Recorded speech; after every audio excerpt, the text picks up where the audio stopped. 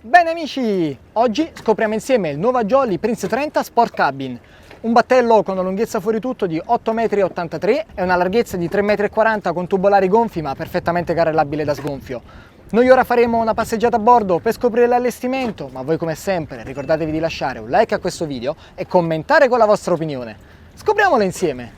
A poppa si trovano due plancette aggiunte allo scafo separate dai motori. Motori che in questo caso vedono una coppia di Mercury V8 da 300 cavalli ognuno che rappresentano anche la potenza massima installabile, mentre la minima parte da una potenza di 350 cavalli, disponibile sia in singola che in doppia motorizzazione. Vediamo come sulla sinistra ci sia la scaletta di risalita aggiunta direttamente sulla coperta con doppia maniglia tienti bene per agevolare l'uscita dall'acqua e ovviamente è possibile anche installarne un'altra controlateralmente per avere due zone di poppa totalmente indipendenti. Guardate l'ampiezza anche del pozzetto motore che è totalmente coperto da questa pedana rivestita in rivestimento Italdeck. In questo modo abbiamo il massimo del grip e soprattutto manutenzione ridotta al minimo e anche una buona gestione delle temperature nonostante ci sia questa colorazione più scura. In più questa pedana si può sollevare tramite la cerniera opzionale per consentire il tilt completo dei motori, oppure si può scegliere anche di rimuoverla totalmente. Vediamo qui la predisposizione per la presa 220 per la corrente in banchina, mentre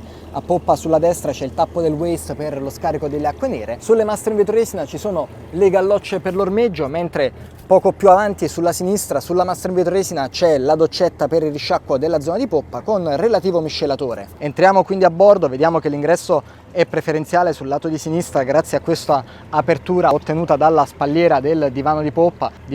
davvero generosissimo per la sua categoria, che occupa l'intera larghezza interna del battello. In più abbiamo la possibilità di regolare lo schienale su 3 posizioni, possiamo averlo verticale così come lo vediamo in configurazione standard, oppure inclinarlo di 45 gradi per formare una chaise longue, oppure abbatterlo di 90 gradi verso poppa con l'aggiunta anche di un cuscino centrale ad occupare lo spazio tra la seduta e lo schienale per avere una maggior area relax nella zona posteriore. E oltretutto abbiamo la possibilità di creare un unico grande prendisole opzionale sollevando il tavolo centrale elettrico e ponendolo all'altezza dei cuscini e con l'aggiunta di un ulteriore cuscino, e quindi avere una vera e propria piattaforma posteriore dove potersi rilassare comodamente, dal momento che siamo ben protetti dalle mastre in vetroresina, guardate, ben imbottite. Soprattutto in alto in questo allestimento c'è il roll bar in vetroresina, roll bar opzionale perché ci sono diverse configurazioni per avere la tenda a poppa, tra cui anche la possibilità di installare un T-top con la tenda araba posteriore. In questo modo ogni armatore configura il battello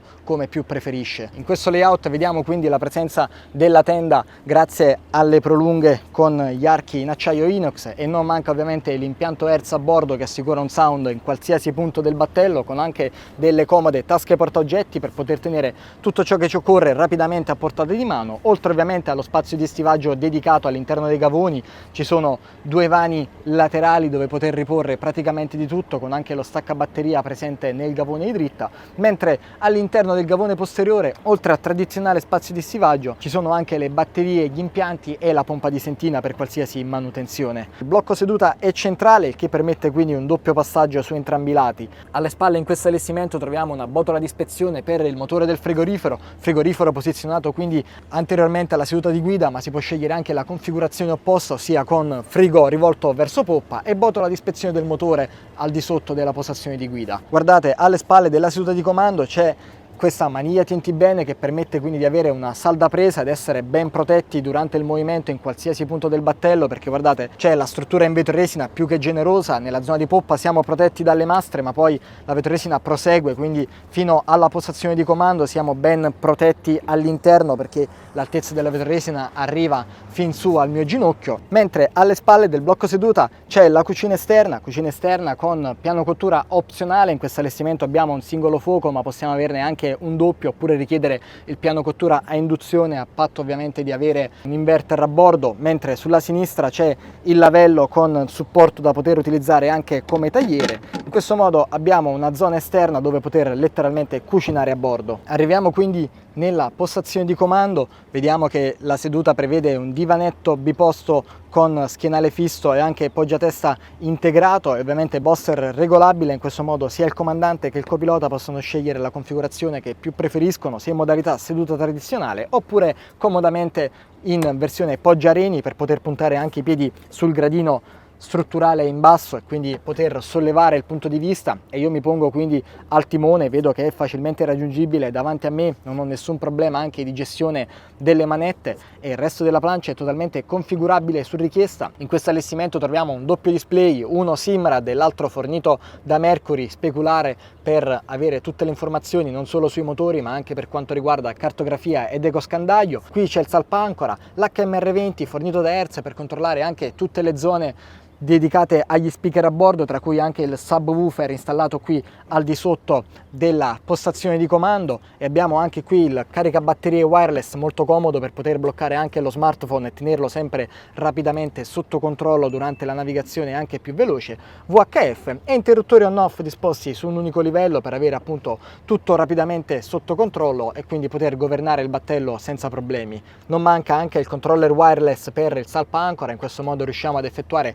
tutte le operazioni di ancoraggio in autonomia e una sola persona può effettuare quindi tutte le operazioni di manovra. La bussola è ben visibile in alto e guardate anche l'ampiezza del parabrezza. Io mi trovo in modalità poggiareni, ma guardate qui, riesce a superare ampiamente il mio volto, quindi sono ben protetto dal vento frontale, al tempo stesso è ben inclinato per non sacrificare eccessivamente l'aerodinamica durante la navigazione veloce. In alto alla postazione di comando invece c'è questo tappetino comodissimo in EvaFoam, guardate, antiscivolo, in questo modo possiamo riporre tutti gli oggetti ed essere sicuri che non cadano perché si trovano ben protetti al di sotto del parabrezza, e al tempo stesso la superficie antiscivolo aiuta a tenerli ben stabili. In basso c'è un ulteriore vano molto comodo per riporre tutte le dotazioni di sicurezza, oppure possiamo coibentarlo e con l'aggiunta del ghiaccio e quindi avere una vera e propria ghiacciaia a pozzetto. Ci spostiamo verso prua, guardate, il layout prevede un gradino per accedere direttamente sul passavanti, qui c'è un'ulteriore maniglia tienti bene, mentre qui lateralmente alle mastre ci sono i tappi d'imbarco, a destra c'è il tappo d'imbarco dell'acqua, mentre sulla sinistra c'è quello dedicato al carburante. Arriviamo quindi sul passavanti, notiamo subito anche la galloccia per l'ormeggio qui posizionata per agevolare tutte le operazioni di manovra, e guardate la superficie calpestabile che permette quindi un movimento comodissimo, sebbene il piano di coperta sia di fatto a livello dei tubolari, ad eccezione di questo rinforzo in vetroresina per dare maggior protezione, ma posso sfruttare anche la maniglia tienti bene che accompagna l'intero profilo laterale del cassero per arrivare quindi agevolmente a prua davvero immensa, guardate, totalmente rivestita di cuscini. In questo modo abbiamo un unico prendisole ampissimo, ben protetto anche dalle maniglie tienti bene, delle vere e proprie battaiole ribassate installate sulla vetroresina. In questo modo anche il pubblico con meno esperienza può tranquillamente rilassarsi nella zona anteriore. Non mancano ovviamente due portabicchieri su ogni lato ad ampliare la zona di comfort, e guardate, anteriormente alla console troviamo anche lo scudo che forma una vera e propria chaise longue strutturale con poggiatesta dedicato. In questo modo possiamo scegliere la configurazione che più preferiamo, e guardate anche la facilità di movimento in questa zona di prua, che permette quindi di arrivare direttamente sul musone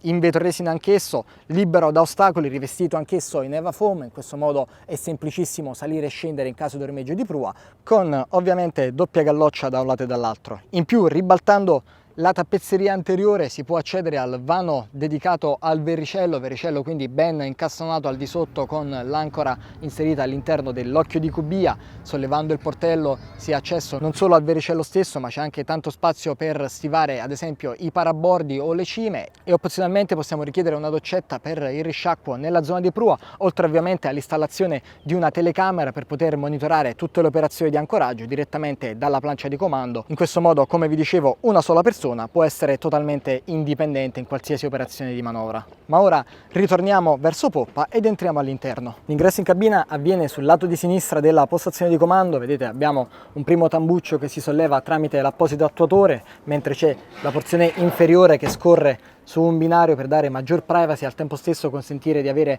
una piena areazione all'interno della cabina. E vediamo che entrando ci sono subito due gradini per ridurre il dislivello, e arriviamo nel disimpegno centrale. Sulla sinistra c'è un comodo ripiano d'appoggio con un portello che nasconde al suo interno il lavello fornito di serie, mentre in alto c'è una piccola mensola con in basso altri due portelli dove riporre gli oggetti e un ulteriore cassettino posizionato qui in basso. Non manca l'oblò lungo la murata a fornire ricircolo dell'aria, ma al tempo stesso abbiamo anche piena luminosità grazie al doppio lucernario in alto. Troviamo il primo sulla sinistra e il secondo sul lato di dritta, che notiamo qui in alto, ma lo vedremo tra un istante entrando in bagno, mentre la porzione anteriore è totalmente rivestita di cuscini e c'è questa paratia che serve appunto a isolare gli ambienti. E come vedete c'è un unico letto matrimoniale che occupa l'intera larghezza interna del battello e abbiamo anche due vetrate che offrono una vista mare davvero niente male e ovviamente uno specchio posizionato lì in fondo per dare maggior profondità all'ambiente. In più la porzione centrale del letto matrimoniale può essere anche rimossa per agevolare il movimento all'interno e quindi avere maggior vivibilità.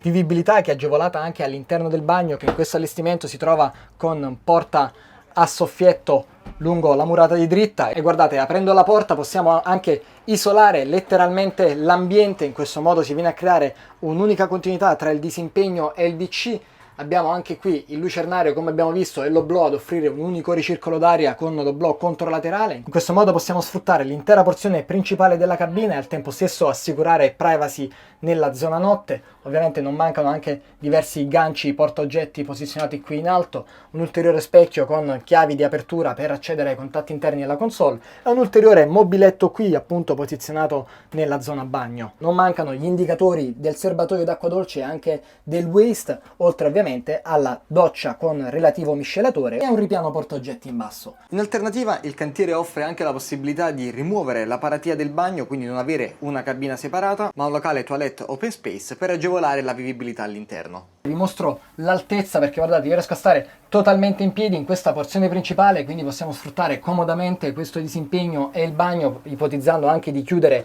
la cabina principale tramite il portello che è molto più scuro, quindi riesce ad isolare anche alla vista, mentre aprendo la porzione principale possiamo anche spingere questo interruttore per aprire direttamente la cabina sul passavanti superiore. In questo modo si viene a creare una vera e propria zona di continuità con l'area di prua e l'area di poppa, perché c'è pieno ricircolo d'aria e guardate, io posso anche tenere chiusa questa porzione posteriore, la zona inferiore della cabina, che mi dà piena privacy, mentre in alto lasciamo il tambuccio totalmente sollevato e quindi abbiamo un unico ricircolo d'aria che permette di vivere pienamente questa cabina in ottica crociera anche durante le calde giornate estive senza bisogno dell'aria condizionata. E quindi cari amici, questo è il Nova Jolly Prince 30 Sport Cabin. Come sempre, se il video vi è piaciuto vi invito a iscrivervi al canale YouTube e alla pagina Facebook, lasciate un like e taggate le persone che pensate possano essere interessate. E come sempre, per tutti i prossimi video ci vediamo sempre qui su The Sea Team!